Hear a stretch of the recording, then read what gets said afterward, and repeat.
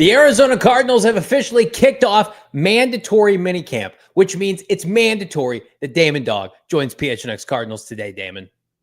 It's time to hold the line again once more, Johnny. Let's do it. 4:30 PHNX Cards. Don't go anywhere.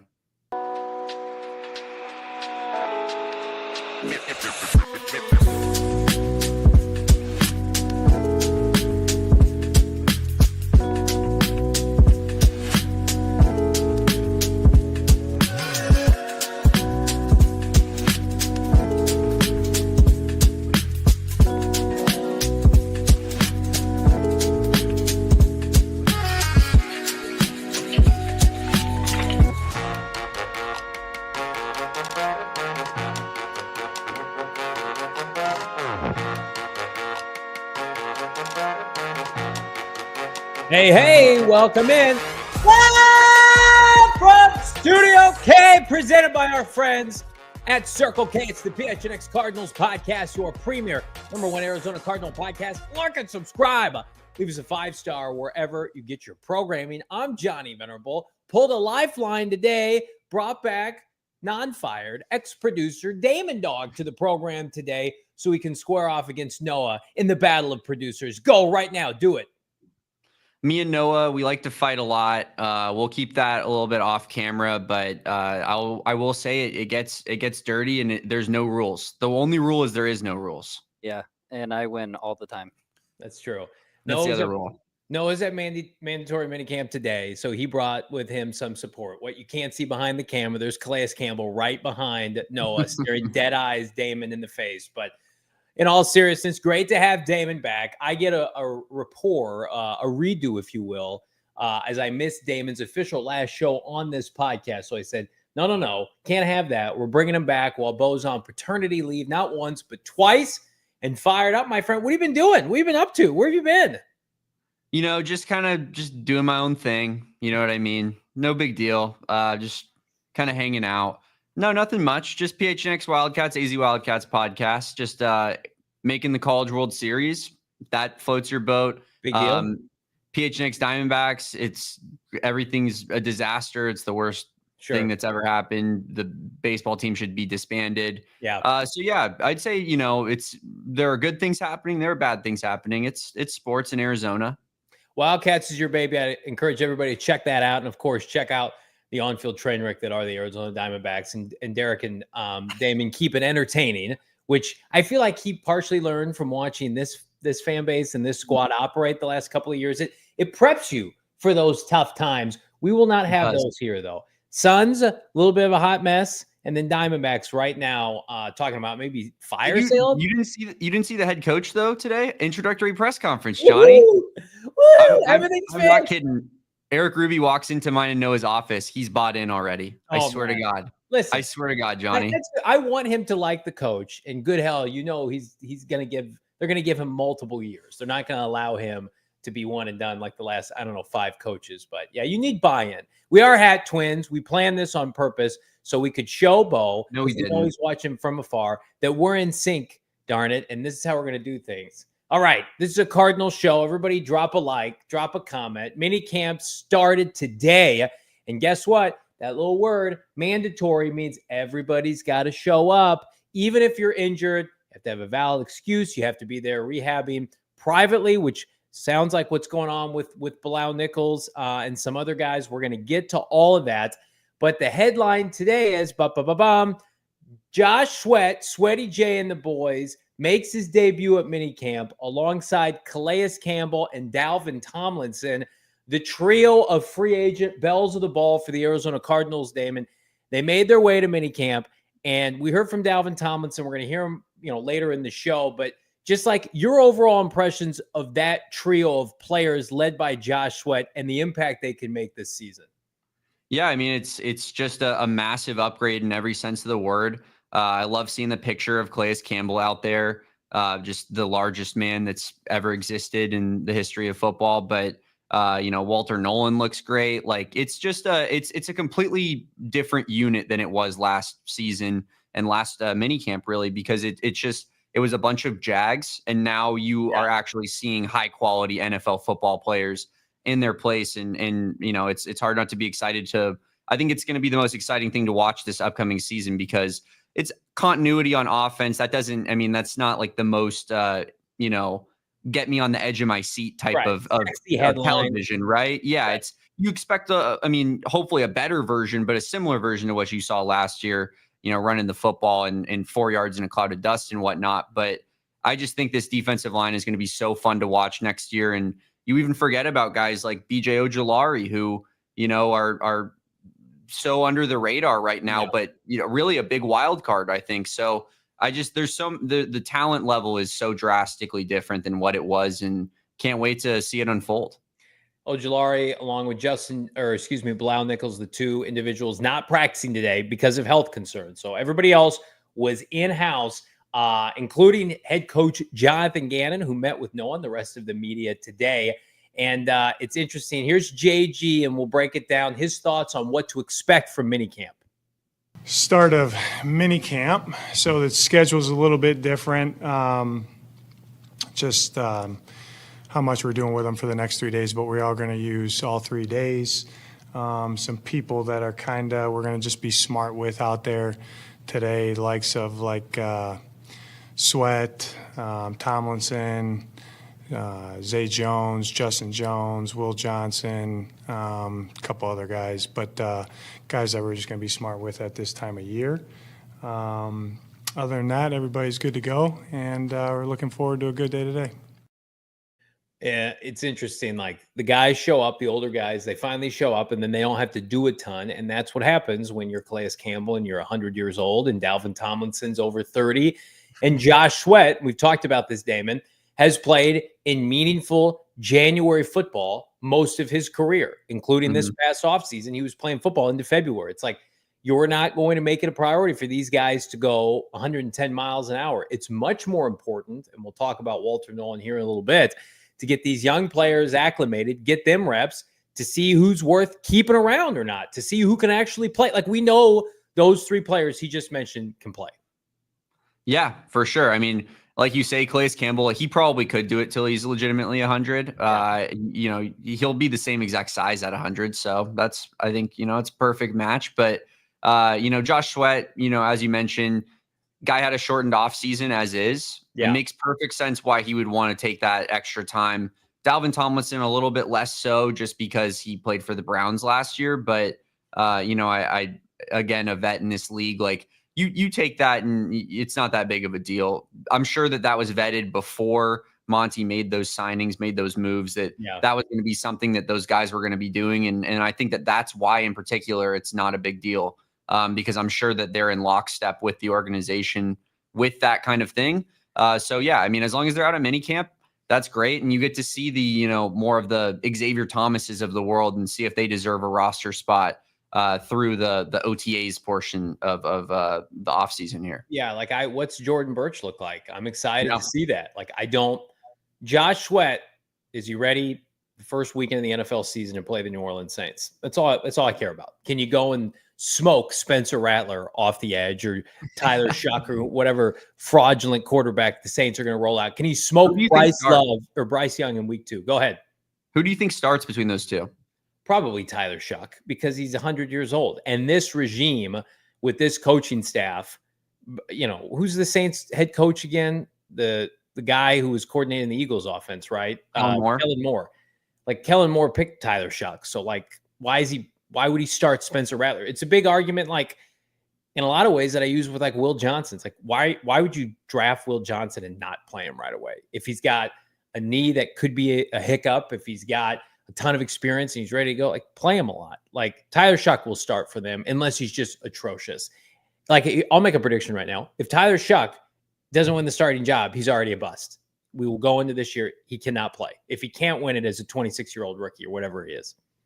That's honestly, I think, perfectly fair considering that Spencer Rattler didn't really show you much last season. Like he's, he was a highly touted high school recruit, but really is kind of fallen short of a lot of expectations. And yeah, I mean, if Kyler Shuck doesn't win that job, like that is pretty concerning. He's 2 years older than Spencer Rattler right now. Spencer Rattler's 24. Tyler Shuck's 26. Like, yeah, if it's Spencer Rattler, something's gone horribly wrong or right for the Cardinals. That's when I need to see all these guys again. Like you had, and this is like going to be the term of the offseason for me on this podcast, overcorrection. You had to overcorrect the malpractice that happened with that defensive line. I don't care what happens right now. It's like a big reason I was clamoring for this franchise to sign people off the couch last August, because I knew what they had wasn't good enough. And guess what? It wasn't good enough. So now it's like, why do I need to see Calais Campbell bust his ass in his 100th minicamp? Listen, figure out right now if you have enough depth that you can cut like Justin Jones, that you can cut Bilal Nichols. See if these young players that you've signed, you've accumulated, Dante Stills, that undrafted kid they got from Tennessee who's a mountain of a man. Like, if those guys can play, get rid of the other veterans that we know cannot play and also maybe aren't healthy. So there's a lot of that going on right now. They'll never say it publicly, but I mean, like, you'll see it. We've already seen it. Post June 1st, cuts, trades for ham sandwiches. Like, Bilal Nichols, we have not seen him yet. Justin Jones is like slow playing it. These guys that were part of last year's free agent, crop haul, if you will, they got a target on their back. What are the Cardinals at roughly in cap space? About 40 million? Yeah, like, is that right? Still very much in like the top 5 to 7 in the NFL. Yeah, it's I think the Cardinals have given themselves the leeway needed where they can just pick truly who are the best football players to help this team win games. Like, it's not like they're going to have to feel like they need to keep a Bilal Nichols or a Justin Jones because, that would put them, in the negative or whatnot. So they have that courtesy right now, and they have that ability. So, I would say that as much as I think it's frustrated some fans that like Monty didn't use all of the cap space the last 2 off seasons, it gives you the ability to do stuff like this and have a little bit more free reign. So in this case, it's helping the team, and it might keep like a Dante Stills around rather than seeing him like walk away for nothing and go be a decent rotational defensive lineman on another team. Yeah, making no money, and that's the biggest thing. I'm sure it makes them physically ill to see the money that they spent on Jones and Nichols not come to fruition last year. They have a combined cap hit right now of $19 million. They're 2 of the top 7 players on the team, and we're talking about like it would be a drop in the bucket if the Cardinals moved on for them. Like, we're not sitting here talking about them. We're talking about the 3 other defensive tackles that the Cardinals have added this offseason, including Walter Nolen, who has officially signed his rookie deal. What does JG and K1 have to say about the 16th overall pick? That's coming up. It's PHNX Cardinals. I'll tell you what else is coming up.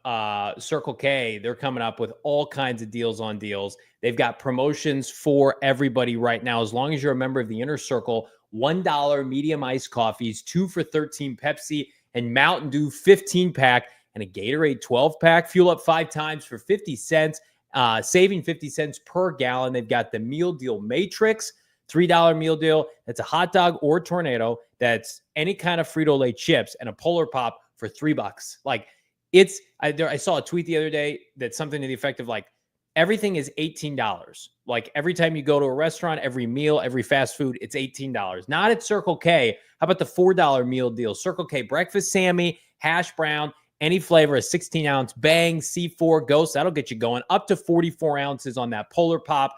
Join the Inner Circle for free by downloading the Circle K app today. Terms and conditions apply at participating locations. Visit CircleK.com, Damon, for more details. I'm going to tell you, I'm soup jealous that you guys got Wendy's Frosties delivered to the office. We certainly did get Wendy's delivered to the office last week in celebration of our first ever Frosty Takes, which I saw yours as well, Johnny, and that was big of you. That was big of you. That's why you're known as the most humble podcaster in Arizona. The reason that you'd put yourself out there like that. Not me. I don't really have those bad takes like that. But Wendy's, they got a whole new thing going on with their Frosties. So while they still have their classic Frosty flavors, they're adding in their Frosty Swirls. So that's strawberry, brownie batter, and caramel. Ooh. They're also adding their thoroughly blended and mixed Frosty Fusion. So that's what's going to have the Oreo brownie, the caramel crunch, the Pop-Tart strawberry. So, everybody is always clamoring, like, Frosties are the best, right? But don't you want to add a little bit more to it? Wendy's finally did that, but they kept their classic for you. If you just want to go with old reliable, it's the absolute best. So head on over to Wendy's, check out their new Frosty creations. Anyway, whatever flavor you're craving, odds are we've got a Frosty for it. So clock in for a sweet treat time anytime including midnight or later, with Wendy's all new frosty flavors. A refresh on a classic, gotta be Wendy's at participating U.S. Wendy's. Hours may vary by location. Thursday's show, I believe, is going to be co-hosted by Shane Diefenbach, and Thursday we will do another rendition of Frosty Takes Thursday. And I'm gonna ask him if he's got one, but Lord knows I've got several that I could dip into the Cards archive. But that's not the focus today, because this take's going to age very well. Walter Nolen, he's going to be good at football. That's my prediction here. So don't clip that. But here's Jonathan Gannon on the 16th overall pick, who, by the way, just signed his contract. Here's JG. Yeah, you see some traits show up. We go fast. There's no doubt about it. He's got some twitch to him. And he's got some power to him. He's done a really good job. Mentally, he's done a really good job because we've kind of sprinkled in some different things with him. Playing him in a couple different positions, but he maximizes each day. I know that. And, whatever you tell him, he listens, I think they had a kind of an education session on nutrition, and we're in the dinner line together, and I see him measuring with a fist his broccoli. I'm like, what are you doing, dude? He's like, well, they said, about a fist, so he listens. He's doing good. He's doing well. Legitimately one of the greatest quotes of all time. Can you just imagine? He's just like sitting there and he's like, well, this is about right. His fist is probably a little bit smaller than mine, right? Or maybe comparable. Yeah, not quite Kenny Pickett baby hands. How big is that piece of broccoli that he's comparing to his fist? That's almost the same size is what I want to know. Is it the biggest? JG is like so locked in on the dietary part of things too. Like he definitely is just like looking at him like, that they didn't mean that like explicitly, right? Like that's not a scientific fact. But yeah, you gotta love Walter Nolen. Walter Nolen just seems like he wants to do his job and he wants to play football and he wants to win games. Like there's not much more to it than that, right? And there was a lot of people that acted like he was like a huge off the field problem, and it just seems like he's just kind of quiet to himself and more of a reserved personality than anything. There's people might think I'm like reaching here, so go with me. But I think there is a respect factor that these players have for the person on screen that we just saw, and the general manager, Monty Ossenfort, that they almost maybe to a fault take what they say seriously, and they want to do a good job. They want to do a good job for them and what football means to them and what football can afford them.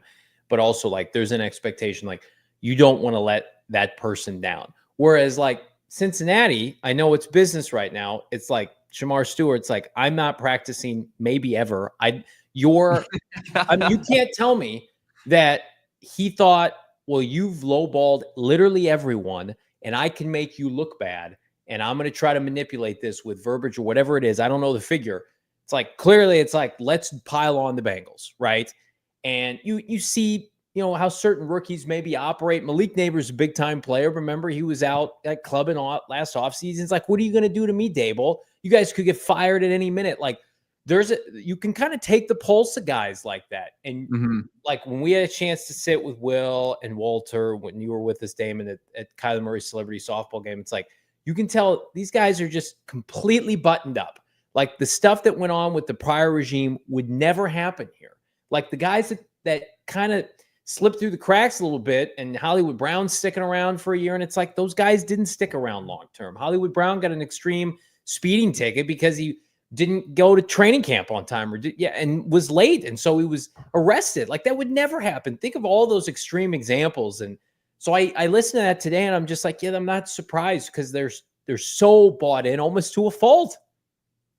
It does feel like everyone's in lockstep. Yeah, for sure. And that's the place you want to be as an organization that's rebuilding and developing, and that's part of it too. Like Jonathan Gannon and Monty Ossenfort aren't finished products of being GMs and coaches. I feel like that part gets lost a little bit as well. Like they're early into their tenures of leading a franchise, and they seem to have everybody, with sharing their mentality when it comes to the vision of what this franchise is. And I mean, that's truly the makings of a team that is special. And I don't want to make this comparison and say this is what's going to happen, but Noah saw it happen with his Lions. And you see a culture change, and there's something different about it. And that's what it seems like we're seeing here in Tempe and in Glendale with the Cardinals right now. Everybody drop a like for our guy Walter Nolen, who again signs his contract. The Cardinals lone draft pick, Will Johnson, is the only one without a contract. Let's keep things going on the Walter Nolen train. This time, here's Kyler Murray, who's been keeping an eye on Walter Nolen dating back to his time in high school. I mean, I go back to high school. He's the number one player. He was one of the best players coming out of high school. So knowing that, and he went to A&M, was familiar with that, and then obviously him transferring. So I keep up with just the lineage of all high school, college, NFL, and then just following his path. Obviously, knowing his talent. What he brings to the table. It was, for me, it was, he was definitely a no-brainer type of guy. For him to fall to 16 is, I don't know how that happened, but. I mean, it just game respects game. I don't keep tooting our own horn here, but when we had K1 on our pre-softball interview, he talked about Walter Nolen and how much he liked him. And Kyler we'll get into this more later in the show, but just talked about the improvement, the line of scrimmage. And this, Damon, game respects game. He's not going to talk up the guys from the last couple of years, publicly, because what is there to say? He's not getting questions about, I don't know, throw a defensive lineman at me from the last couple of years that hasn't stuck around. Man, I don't want to be disrespectful for Victor Dumakagi. He's not getting questions about those guys. And Jesse Luketa, I'm sure he would say nice things about them, but these are guys when you bring in premier talent, when you watch the entire offseason unfold, and it's oh, wow, the guy that was projected by everybody to be maybe the best D tackle or the second best, unequivocal top 10, every mock we saw, top 10 to 12 pick, and then he falls to 16, that's going to get the players' attention. Oh, this guy can play. It was when we interviewed Michael Wilson last year, and it's oh, Marvin Harrison Jr., I know that name. So it's been a while since they've been able to string together these kind of drafts. Yeah, the first name that I was trying to think of, and it wouldn't even. It's almost such an irrelevant name that it's hard to remember. Is Jonathan Ledbetter? Sure. I had to pull up my 2023 starting defense graphic to get that name fully fledged out. But my biggest takeaway from that Kyler snippet was Kyler is such a sicko, just like the rest of us. Kyler's what was he, the number one rated player in the state of Texas in the 2019 class? Yeah. And it's he, he's sitting on 24/7 sports, just like me, just scrolling through the state of Texas football recruiting rankings. And that's what he did with the draft. That's why he was doing the PFF mock draft simulator. And, I guarantee you he's doing the same thing with trying to get guys to go to Texas A&M and stuff. So, or I should say Oklahoma. So, I think it's hilarious just how much of a football savant Kyler Murray is. Sicko mode. That's where we're at right now. Yep.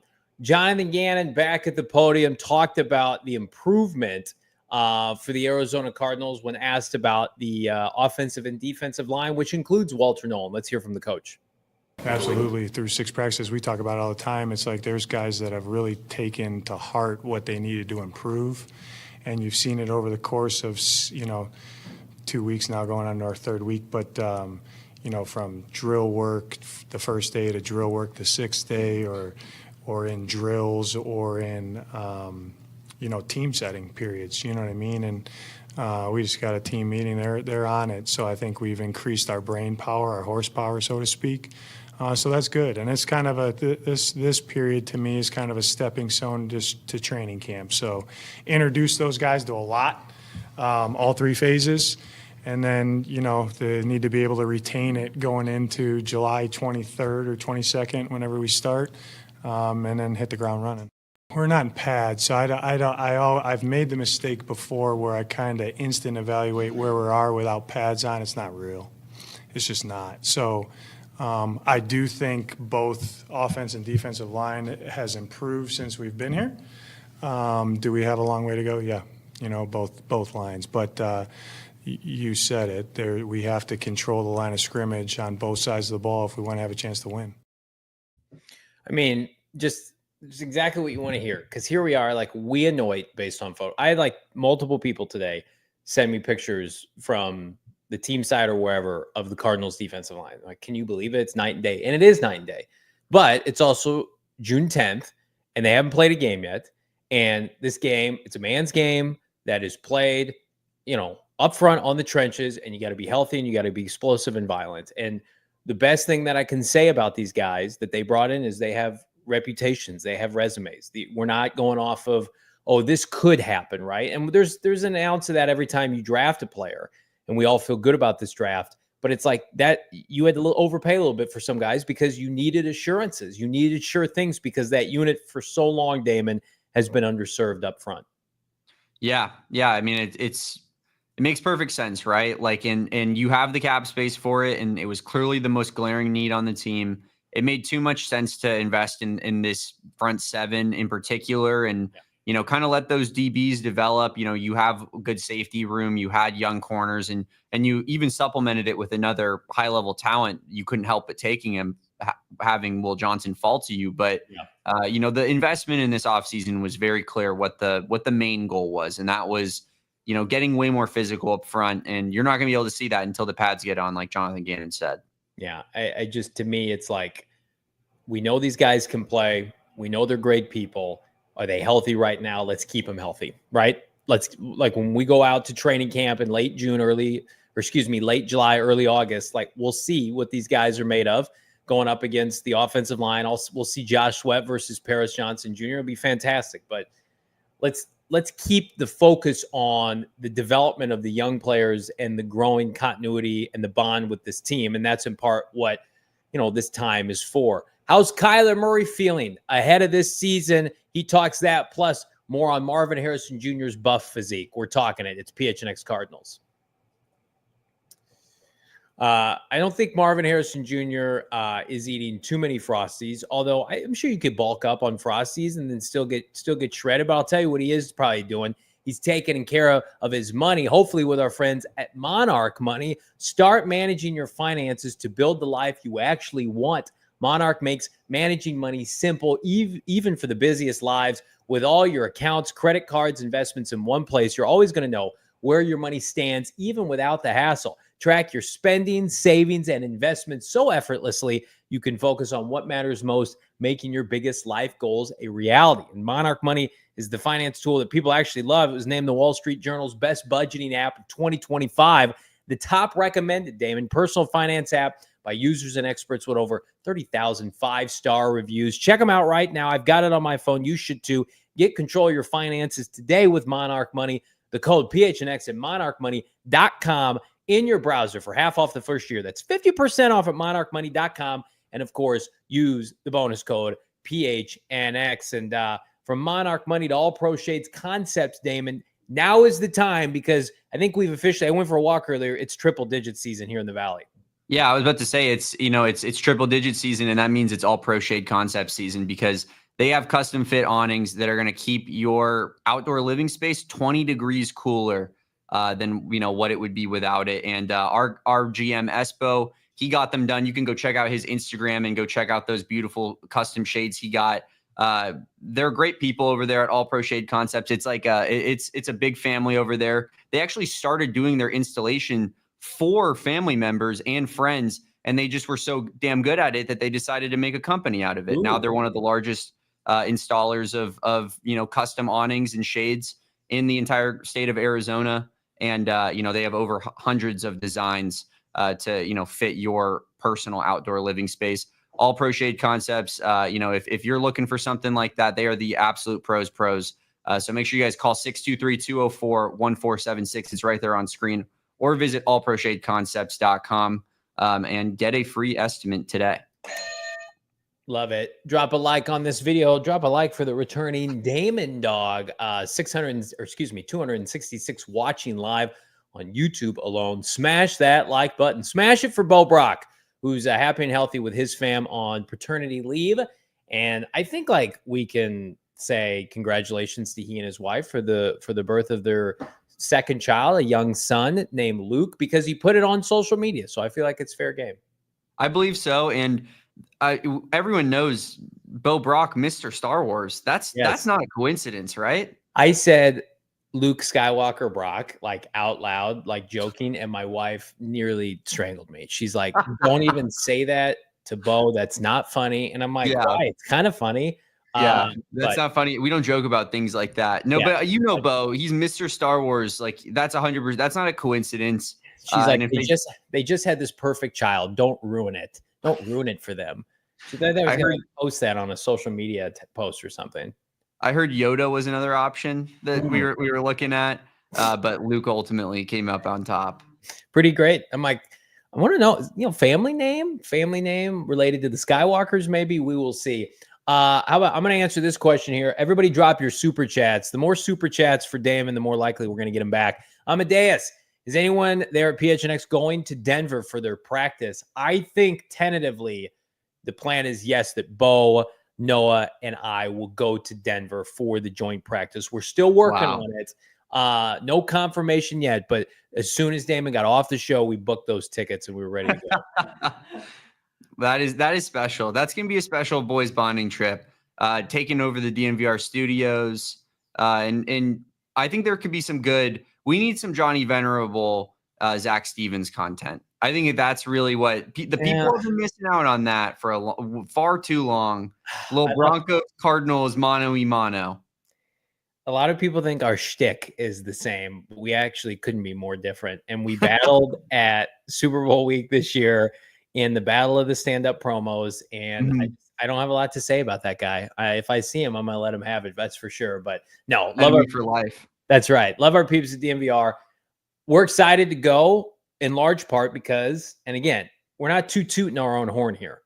We want to give people like you and Bo last year in Indy access that you're not going to get anywhere else. It's not like people can't give you access, but maybe choosing not to give you. And we are here to do one thing, and it's to give you what you want. So we're hoping to make that official here soon. But yes, tentatively, the plan is to jet set. I was going to say across the pond, but that's not the term. To take a quick flight to Denver in early August. Not in Denver, but in Tempe. Kyler Murray earlier today talking about this season and how he feels about his number one wide receiver.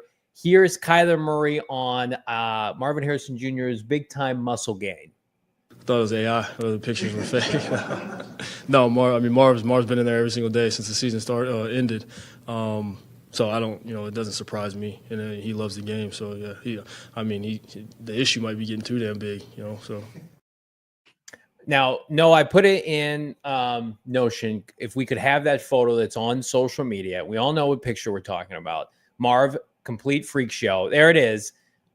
My goodness, I saw this last night, and I was at pro wrestling with my son, and I was trying to be locked into John Cena, CM Punk, and I kept getting tagged in this, and I'm like, I have to acknowledge this. It's a complete freak show. Like, as the president king of Hold the Line, what's your reaction to this photo? I mean, I felt like that's what we were seeing when we were out at the Kyler Murray softball game. No, yeah. Like he looked that massive. He looked that jacked. And even though he was wearing a baseball uniform, I felt like you could tell. I think it's so funny. You were at a, professional wrestling event to see a bunch of, grown men that are massive in size. And you were in awe at sweet Marvin instead, Johnny. I don't think anybody there looked like this. I'm just going to be real with everybody. As much as I'm, impressed with Natty too, with the theatrics that I saw last night. Nobody's 6'4" chiseled like this. That's just the absolute alpha now of the Cardinal passing game, sans Trey McBride. But yeah, I saw this and I'm like, how is he going to not produce this year? How is Marvin Harrison Jr. not going to just be a complete force? Like, the only thing, knock on wood, that's going to hold him back is injury, and we don't wish that on anybody. Here's Kyler Murray on year 2 expectations for Marv. That's something I was telling you all last year. Like, the game's got to slow down for him, and that's he told you, obviously that's things that I'm not in his head. We're not in his head. Everybody watching the game from the TV or on the couch are not. They don't know what he's thinking. So only he understood how fast the game was moving, and each week, obviously, I hope it slowed down for him. But now he's at the point where he's definitely more comfortable, and I can see it out there on the field. And I think that'll only allow him to play faster, be the guy that we all know he can be. What looks different out there on the field? You can tell when a guy's more confident. You know, he just moves faster. It's not that 1 second. It's a split second difference from thinking and making a play. You know, you're thinking out there, you're cooked. So, I mean, I'm not like putting labels on anything, but he at times last year just looked exhausted, like mentally burnt out. Mm-hmm. And I think a part of it, everything was a part of it, right? It's like the offense wasn't tailored for him. He's a rookie with high expectations. He and Kyler Murray clearly needed more time together. The offensive coordinator has a stigma against like big time wide receiver games. He only had 3 games last year of 10 plus targets. Like you put all that in a pot and you get a season like his where it's like his talent would shine through and we watched it, but it wasn't a constant. It needs to be a constant this year. And he's physically making sure that he's a big enough of a presence physically and literally, Damon, that he will not be ignored. Yeah, he that confidence for sure. That was definitely the thing that with Marv, like it wasn't an ability thing. You definitely saw it with some of the drops, and not that there was like a ton, but there was like probably that middle portion of the year, right? Like that San Diego game in particular, or I guess the Chargers, I should say, pops into my head where it's like he that was a bad drop, right? And that was clearly a confidence issue. I think that, you know, just feeling more comfortable, feeling like you belong, that kind of thing can just weed that out of you, and getting a hard reset and going into an off season. If Marv can shake that, there's no doubt in the world that he's going to be just a absolutely special player, because it's not going to be a physical limitation that's going to keep him from being great. It would pretty much only be a mental thing. And I don't expect that to continue. I mean, the guy played high level college football at Ohio State. He's been there before, and it's not like he had a bad season last year. That's what I always tell everybody. Like, he had a great rookie year by all accounts. It just maybe wasn't the expectation after like Puka Nacua has, 1,600 yards, and then Marv is supposed to be the generational receiver prospect that he is, and he has 900 or whatever, right? So I think he deserved a little bit more grace than he got last year. And, by all accounts, like if he's going to have 1,000 plus this year, he's going to have 10 touchdowns or somewhere around there. Like, he's going to be an unbelievable player for this franchise for a long, long time.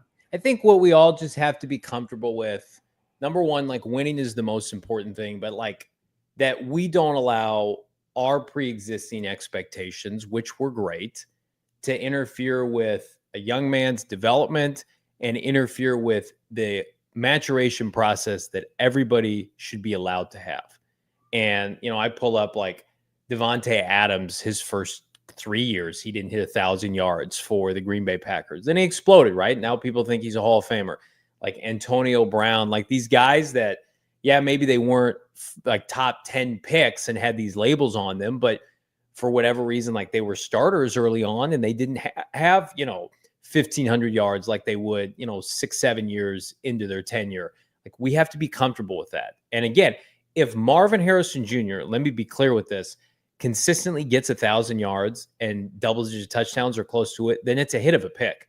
Like we were talking about Damon yesterday on the show, Scary Terry McLaurin, not available for a trade. They're not going to trade him. We were having a conversation, Donnie Druin and I, yesterday about like Scary Terry is an unbelievable player, consistently hits. He's like 1,100 yards every year. And people are like, he's the number one receiver. He should get paid, and he should. But like 1,100 yards.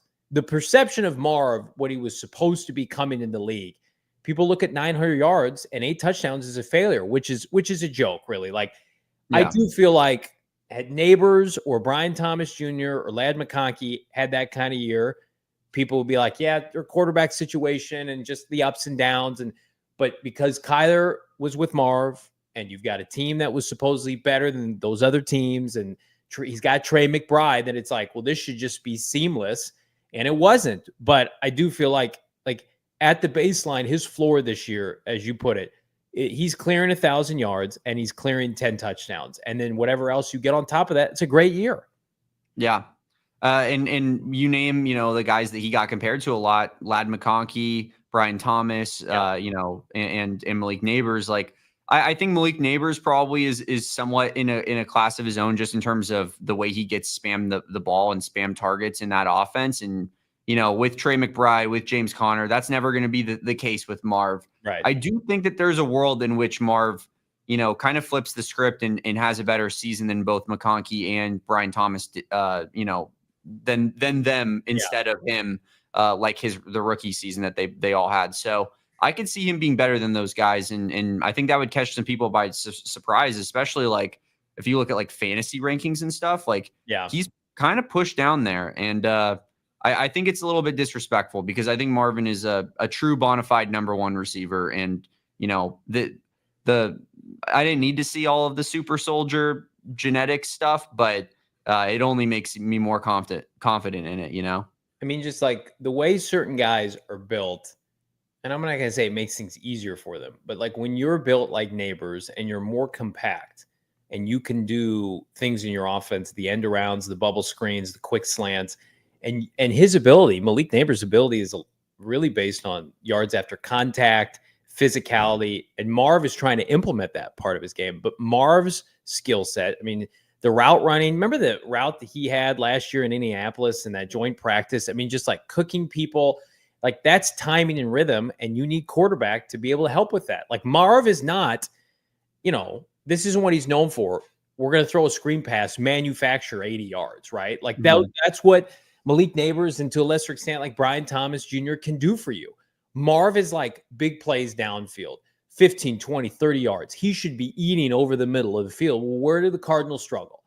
Intermediate and elongated passing game. And so it was almost like a perfect storm last year. But to your point, I mean, they have literally run it all back and they need to figure it out because the pass rush, we can check that box. Like they took care of it this offseason. They're ready to go. The biggest question mark with this team is how this passing game is going to look. And it's led by Kyler more from K1 right around the corner, including some on-the-field OTA highlights. That's coming up. It's PHNX Cardinals.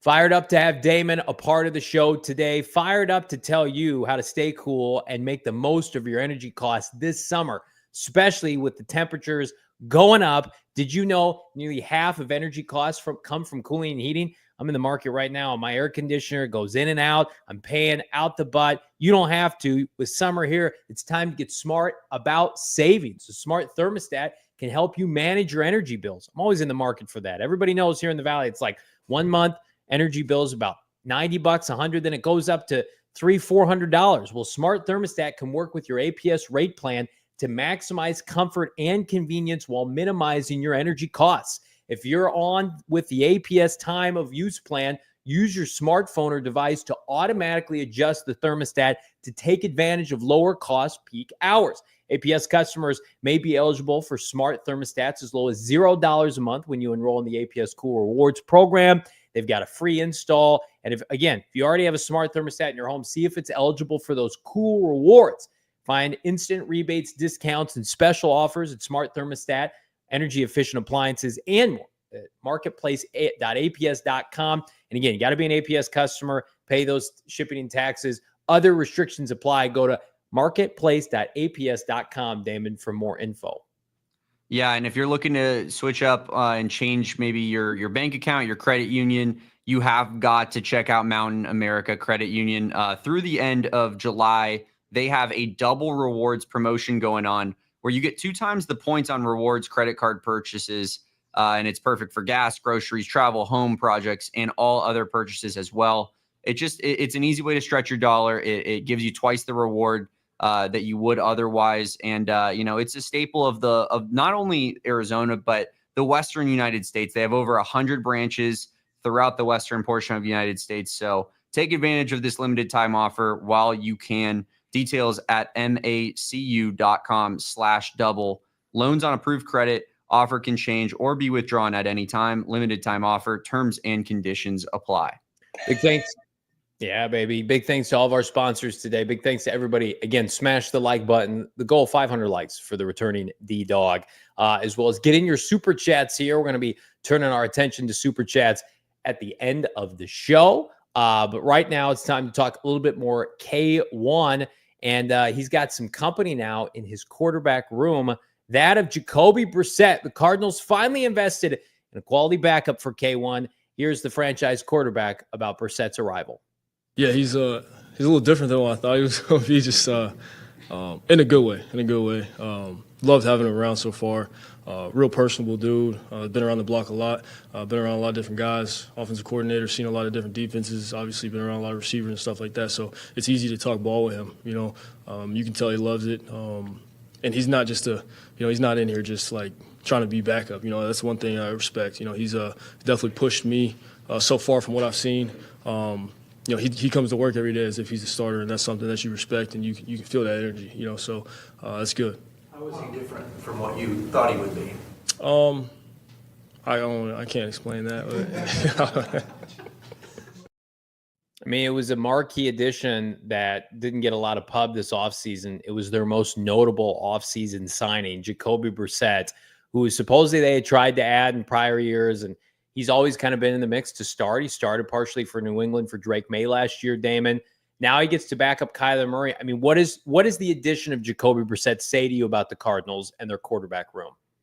Well, I clearly love the personality fit. Seems like Kyler gets along well with them, and you can only love that, because I think that backup quarterback is an important role from a personality standpoint. Yeah. If the quarterback is healthy, almost as much as being able to play, because you're always constantly in the QB meetings with the quarterback. You're seeing things that they don't see maybe on film. After drives, you're grabbing the tablet and sitting down next to Kyler Murray on the sideline. So that relationship being strong, I think speaks, very strongly to the type of person that Jacoby Brissett is. And also, I think from a playing standpoint, I'll be honest, I'm not the highest on Jacoby Brissett.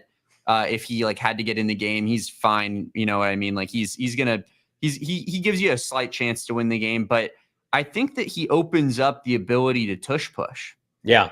If the tush push is going to stay a thing, Jacoby Brissett is massive. I mean, he is a huge guy, and you want to keep Kyler Murray healthy. They know it's coming. Why not just sub those guys off? I'm not talking about the tune push. Like, we don't need that. That was a thing of the past. But Jacoby Brissett is legitimately like a 6'5", like 260, 270 pound quarterback. He's huge, man. Like, I wouldn't hate to see them utilize that a little bit. I mean, he's been a consistent starter on and off for his entire career. I mean, he started, let's see, 1, 2, 3, 4, 5, 6, 7, 8 games last year. Or he played in 8 games last year. And he does have the kind of frame that you would think allows them to be active doing that maneuver.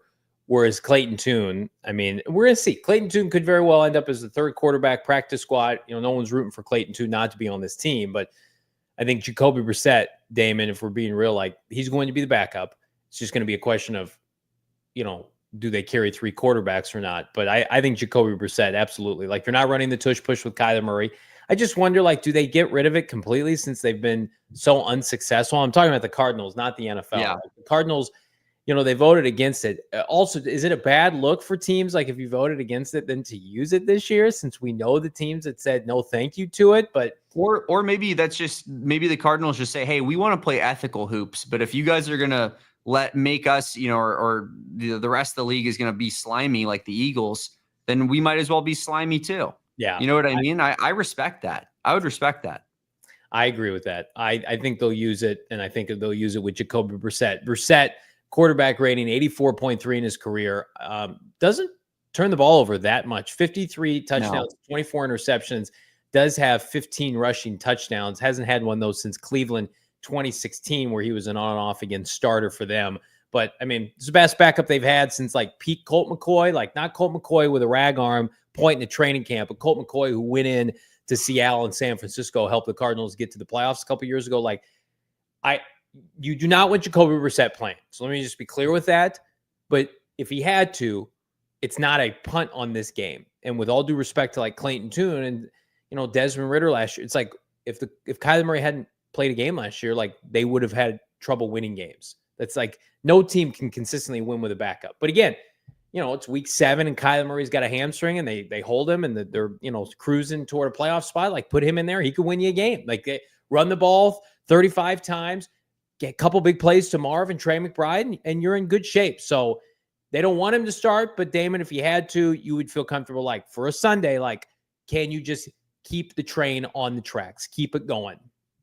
Yeah, I think to your point, he really doesn't turn the ball over very much. And that's probably his biggest positive. Yeah. It also comes with the caveat that he hardly pushes the ball downfield like at all. But with the backup quarterback, that's not necessarily what you want all the time. Like, you want to win the turnover margin. That sometimes gives you the best chance to win the football game. And if this defense is going to be what we think that this defense could be next season, it's possible that just not turning the ball over on offense could be enough to get you the W, especially when you got Chad Ryland kicking back there. Yeah. I mean, the confidence on that cat, I don't know. I think, with this defensive build, the way that it is, I think that Jacoby Brissett, he fits with the team if you need him to play a game or so.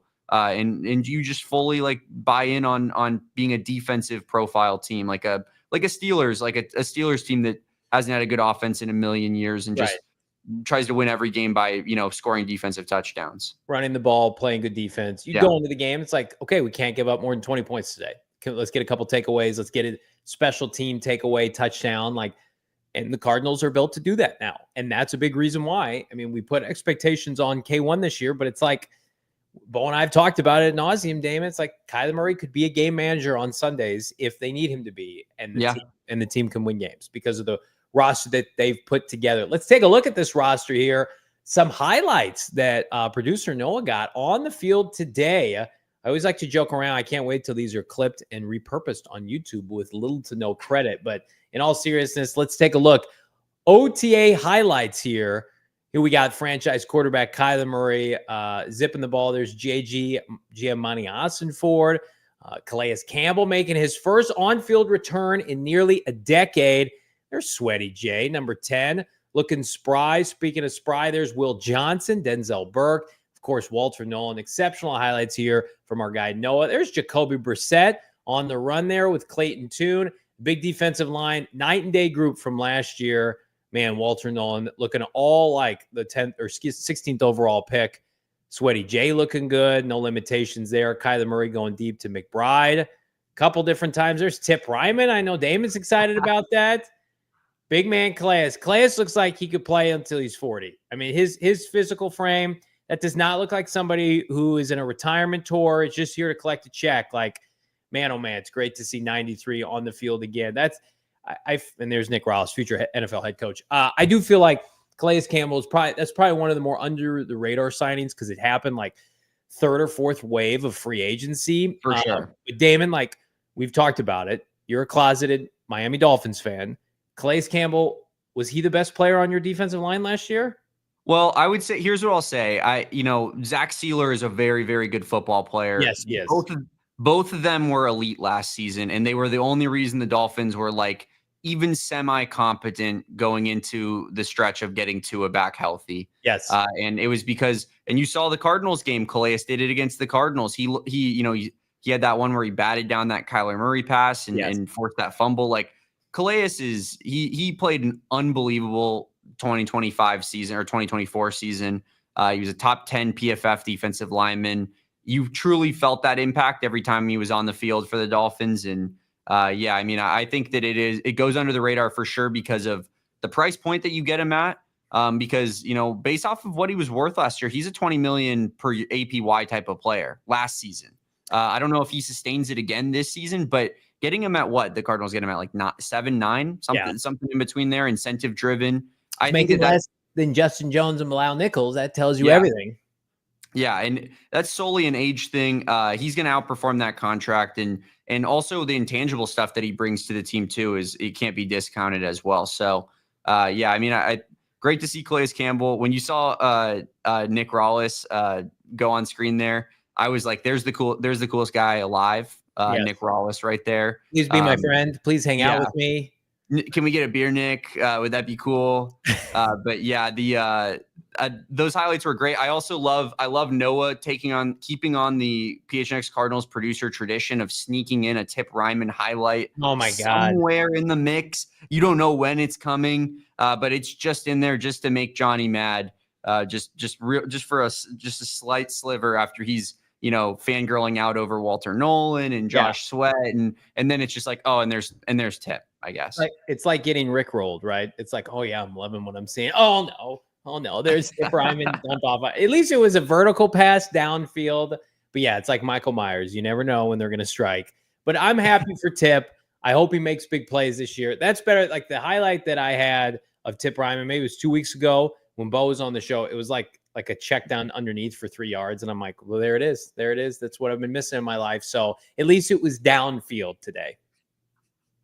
Yeah. I mean, that's more the tip. That's the tip MO is like, let's get in some 12 personnel. Let's get in some 13 and let's have Tip Ryman like fake block a guy for a half second and then curl out to the flat and, catch a pass for 2 yards and then not break any tackles. And maybe it gets a first down on a 4th and 1 or something sometime. It's like how I coach in my son's fantasy football team, or not fantasy, flag football team. It's like 2-yard route, check it down, easy completions. That's the Tip Ryman way. Everybody wants to run a go route in the post, and it's like, no.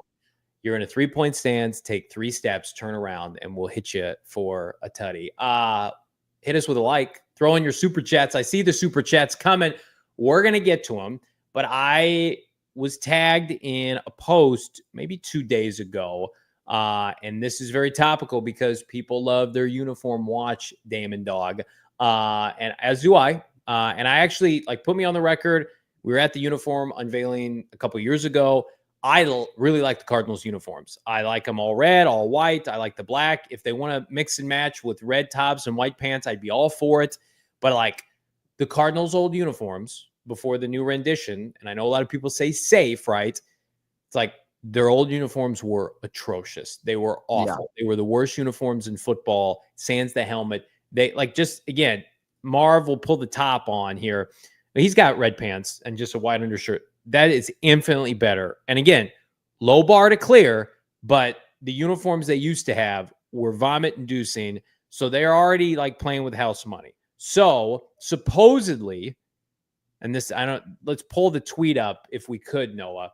The Cardinals are getting, as a part of this one-off game that they're playing this year in division, or maybe it's multiple games, are going to unveil new uniforms, alternative uniforms that are similar to Color Rush, but with a twist. Well, according to ProLine mockups on Twitter, the Cardinals Rivals uniforms, which is what it's called, will feature a sandy tan base with red accents. We mocked up what the helmet might look like. So ProLine mockups, I reached out for confirmation comment. I didn't get anything. They are basically saying that they don't know if this is exactly what it's going to look like, but the Cardinals, when they do their rival uniforms this year in division, will have a sandy tan base with red accents. Before I give you my opinion, your thoughts on that? It's very Arizona Diamondbacks City Connect Serpientes. It's the exact same colors on the mock-up here. I don't hate it. I think it's good. It works for Arizona. I'll be honest, I was kind of hoping for a little bit of addition of the blue with the state, the state flag kind of being the somewhat of the basis of the new uniform. But I do really like this color combo as well. And I think it could look pretty nice under the lights in a primetime game in particular. I like big swings. And again, I will always defend the white helmet. I think it's the best helmet in the NFL. And I love red and white and black. So you'll never get me to get away from that. I think aesthetically, and I'm not just saying it because they're my team, I think the Cardinals uniform color scheme is among the best. But I am all for one-offs, crazy jerseys, that kind of thing. And a large reason why is I'm probably a traditionalist, but young fans of franchises across sports landscape, Damon, they want aggressive, they want bold, they want unique. The Cardinals need to continue to grow their fan base, and this is how you use it. Before Oregon was a contender on the national scene and they were making noise in the Pac-12, they had 20 different uniforms because Phil Knight, Nike would mock that up, and that became a talking point. Now, I know it's not a reason that they got recruits and commits with Chip Kelly, but it was a part of who they are. And the Cardinals, they need some cachet, right? They need some gravitas with this and some press and some pub. I think this would be great. You're going to have a tough time, whatever they are, for a one-off to get me to say, those suck, those stink. They will have to be pretty egregious. And I like the sand look, So I'm all for this if it's true. Again, we have no idea if it's true. This account could just be running with this kind of haphazardly, but to me, it's like, okay, I'm on board for this. Let's see it. Let's see a mock-up. And see you stick around as we go into overtime here on PHNX Cardinals. Meow, meow, meow. It's overtime. Go PHNX.com. The conversation continues. Big thanks to everybody checking in on one of our many streaming partners. Check us out at GoPHNX.com. We got 320 watching live. I see a lot of people saying stick to traditional colors. It's not even the Cards colors. I mean, just like, here's the thing, Damon. The red, white, and to a lesser extent the black are rooted in St. Louis Cardinals, maybe Chicago Cardinals. Like, I do think, like, give Arizona some identity with the Cardinals that's their own. And a lot of people would say, well, that's the state flag. Well, the Cardinals don't like own the state flag. Have a uniform that's unique that can represent the culture, and the environment more so of being in Arizona. Not like you're a transplant from here to here and we're just going to keep the same color scheme forever. Yeah, and I think that there's also a business aspect to it too, where it's like they don't want to lean too much into that, because I think that there's a world down the line where they could probably bring back a throwback uniform that has the state flag in it. Yeah, absolutely. And they could sell that separately, and they could double up the profits on making both instead of like remodernizing a state flag version. So yeah, I mean, it's fun for fans, and I think younger audiences like it in particular. It gets kids wanting to watch football and liking the Cardinals and stuff, and that's always good. And I like the color scheme. I think it works for Arizona sports, and it's very old D-backs esque. It's very Serpientes, in their City Connect jersey that they did, and yeah, I think it's a good little alternate jersey. Teach in the chat. I don't wear it because I'm a grown man, though, Johnny. Again, to each their own. A lot of people rep jerseys, right? I love a good jersey. Bo does not. Damon will rep a jersey. I picked up 2 jerseys at a Goodwill this past weekend, Johnny. I got Plummer and David Boston. Oh, I love both of those. Frank Sanders would be proud. Absolutely. It was pretty elite, man. They were in tip-top shape. Good little $13 purchase at a Goodwill for each one, and I walked out of there just elated. How dare the person donate those to Goodwill? Right? I mean, it's great that you repurpose them, you're saving them, you're protecting them, but I've never donated any of my Cardinal jerseys. They just sit in a closet or a bin, and they collect dust as Beanie Wells and Matt Leinart and Darrell Washington, a bunch of these guys I can't wear anymore. Yeah, it's almost as much of a collectible as your Star Wars collectibles. No, like it's like you get to reminder through time of all these horrible Arizona Cardinals quarterbacks that you talked yourself into. I don't think I can compare a Beanie Wells or a Matt Leinart printed jersey, screen printed, to a premium like Luke Skywalker in Best Spin Fatigues outfit.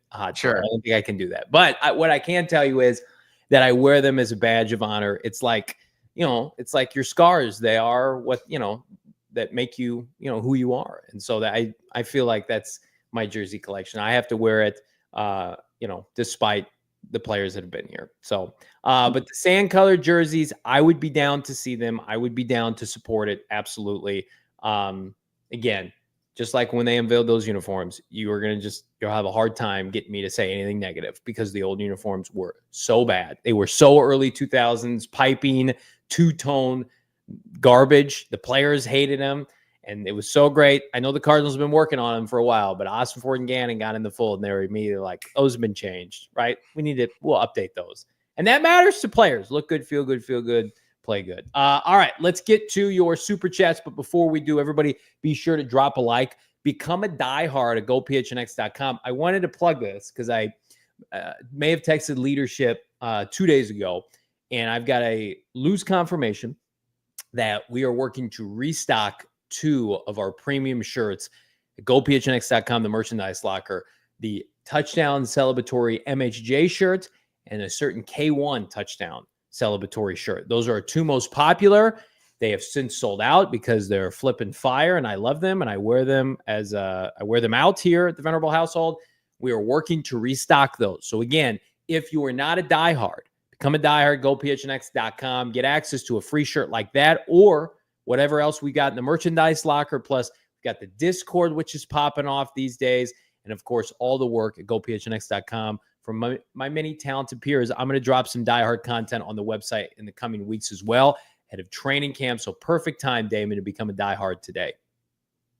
It certainly is. I know my guy Kevin Thomas is putting in some man hours on the website, getting some Discord content up for the Arizona Wildcats fans. You're doing the same. Gerald Bourguet will be back eventually after his paternity leave as well, doing some Phoenix Suns stuff. So you're going to want to sign up, get in that Discord. It's the best place to talk with a bunch of Arizona sports fans that are being tortured and having their eyes open like the Bird Box guy.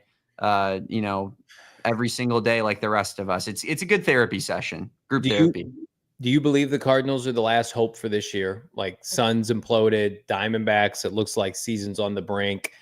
Suns at the beginning of next year, we'll see what they can do. But ASU football and Arizona Cardinal football, yes?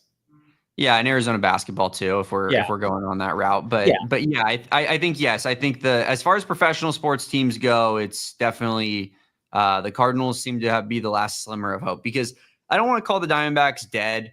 They obviously won the game last night, but they're losing major pieces like game by game. Yeah, and the vibes are just getting lower and lower and lower and lower, and it just feels like it's not in the cards this year. So it might be Cardinals. It might be football season in June in Arizona. It's just not sustainable. Like, you understand, it's like the Cardinals in 2014. You probably don't remember that, but like they ran out of players at the end of the year and they limped to the finish line in their wild card game. It's like no one blames them. And the Diamondbacks, they have a resume. Like Suns under these coaches with this trio of Durant and Bradley Beal and Booker, like they have no resume of winning together. And so people are upset, right? Whereas I think the Diamondbacks will get the benefit of the doubt from people. Maybe not, but I just feel like secondhand kind of watching it all go down. It's like they were in the World Series 2 years ago. They should have made the playoffs last year. They had a really nice season in terms of like win-loss record. If they have some injuries this year, like that's baseball. Whereas the Cardinals, like they have to produce, or there's going to be changes. There's going to be changes from top to bottom, Damon. Yeah, I mean, the Diamondbacks fans are, I think since that World Series run, I think people have gotten a bit spoiled. And that's not to say that they shouldn't have high expectations. I think that the roster was young and they made a World Series run and you expect to compound on that. But I do think that missing the playoffs last year, despite having an even better team than we did the year that we went to the World Series, made a lot of people kind of turn for the more negative when it comes to the Diamondbacks. And this season has been so much perceived negative from what the expectations were that I don't know that there is a grace period being given to the Diamondbacks right now. Everybody wants Torey Lovullo fired, even though he's the longest tenured manager in the history of the organization. Like, the sky is completely falling. But I do think the Cardinals if the Cardinals have a winning season this year, even if they don't necessarily win their division or something, like I think a winning season will put people in a good mood regarding the Cardinals, and that the team is still headed in the right direction, despite even if maybe not 9-8, but I think 10-7 is a win 100 times out of 100 for Cardinals fans. Like, it's 10 wins or bust. That's what I've been saying on every show. And with the schedule, with the players, with the quarterback now, his confidence. We don't have the clip, but it's on our social. Kyler Murray's saying it's the best I've ever felt. I'm in my prime. It's like, okay. And then Jonathan Gannon says, I know there are people out there that are like snarking it up, like, well, Kyler Murray says this every year. And like, of course, you want your quarterback to be confident, but like they literally are running it back on offense. They have confidence in this unit. And that's the beauty of the NFL. This is just not there. It's not stat padding in the NBA or Major League Baseball, respectfully. Like, you got to win games. And if Kyler Murray wins this year, he's going to be their quarterback. And he knows that. And same thing with their GM and their head coach. So got to produce. It's a production league. You guys are producing with your super chats here. We're jumping in, kicking us started. Ryan, Carly, $2 super chat. The 50-50 drops, I'm guessing with Marv, are about to change with that size. It does feel like, last year, his yards per catch was not great, and it just wasn't a big part of his game at the collegiate level. But he probably thought to himself, like, I could benefit from being stronger so that these 50-50 balls from K1, especially in the end zone, those back shoulder fades, like those are going to go up exponentially for him. Yeah. It was the catch rate was bad, right? Like Him and Kyler clearly didn't have that great of chemistry. We've talked about it with Marv. He's not that Malik Neighbors type where you just throw him the ball at the line of scrimmage and hope he, jukes out a bunch of people. Like this, he's a little bit more of a 50-50 ball artist. And I think, given a little bit of added chemistry and a little bit of added size and just feeling more comfortable with where you belong in the NFL, I think that will weed itself out, and Marvin will 100% add that kind of 50-50, beast that we knew we were getting at number 4 overall, out of Ohio State. And we'll see it at the NFL level finally. Shaft, a very generous $25 super chat. Thank you, Shaft. Big part of what we do here in our diehard community and PHNX sports in general.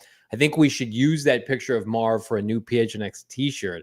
What shall it say? Something like "Bring it on, baby," or "Can't touch this," or "Got milk, armed and dangerous."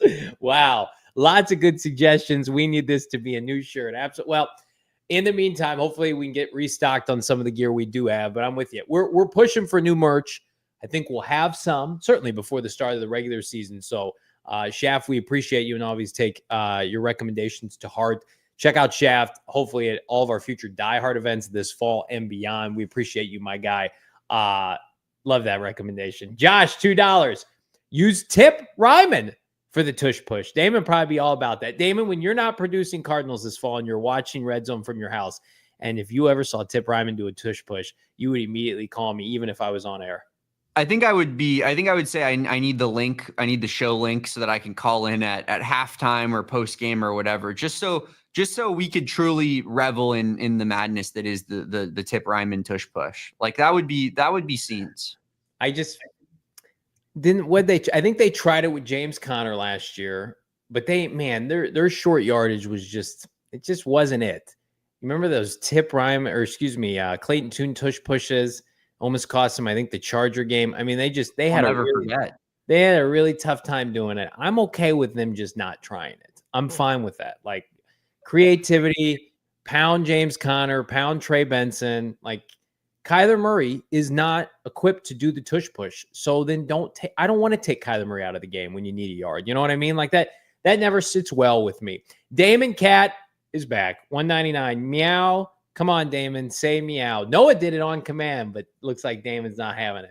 Well, we already established that Noah and I are almost basically fighting till we can't fight anymore. Yes, that's off true. camera. So I would say that him being on the Damon Cat, train of things is that checks out. That checks out. It's, he another one of my enemies, Noah Wolbrecht. Meow. It's called trying to impress the new squad and ingratiate yourself, which Damon's basically doing double middle fingers right now for our audio only listeners. That's basically what's happening. Richard, $4.99. How come we didn't see the running back room in the highlights? Well, I'm not sure, but you know what we can do? Let's run those highlights one more time if we could, Noah, as we put a bow on day one. Let's see them. The OTA highlights. There's Kyler Murray. I'm sure there's some backs in there. I saw James Conner mixing it up at the line of scrimmage. I think most people, though, as you're watching these highlights for a second time, Damon, they want to see Josh Sweat and his elite first step. I think people want to see the new additions, right? Yeah, no, I mean, that's what you come out here to see. We've seen Kyler Murray put on a Arizona Cardinals uniform before, plenty of times, right? Like you've seen James Conner do it. You definitely want to get a first look at the new additions, as well as I think, that's where the Marvin part of this comes in as well, is like, or the second year transformations of guys that were rookies last year.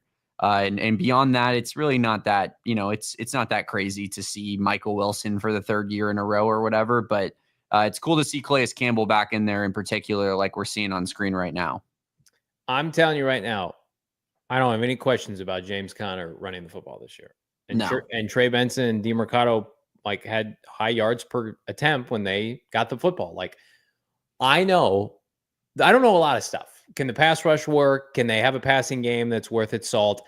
Here's what I do know. They can run the football. They've ran the football every year since this franchise hired JG and he hired Drew Petzing. So that doesn't concern me. I'm concerned about this passing game until proven otherwise. And I am anxious to watch this new pass rush on full display. Those highlights are already up. here at PHNX Sports on YouTube. And of course, all of our social media, all of our clips. Check them out. Noah does a phenomenal job. He's going to be back at it mañana at the facility. Damon, Dawg, you're back with us, I believe, on a Football Friday. Are you not? I am, in fact, back on a Football Friday, and I can't wait to chop it up with all you lovely folk again for the second time in a 1 week time period. That's special. Very special. We may or may not have a couple Cardinals joining us on Friday's show, so make sure to tune into that. But in the meantime, like and subscribe. Leave us a 5-star. Ring that notification. Get us to 50,000 subscribers before the start of the 2025 NFL season as your premier Arizona Cardinal podcast here at PHNX Sports. Big thanks to Damon, Noah. I'm Johnny Venerable. We'll see you mañana. Peace. We all silly like the mayor.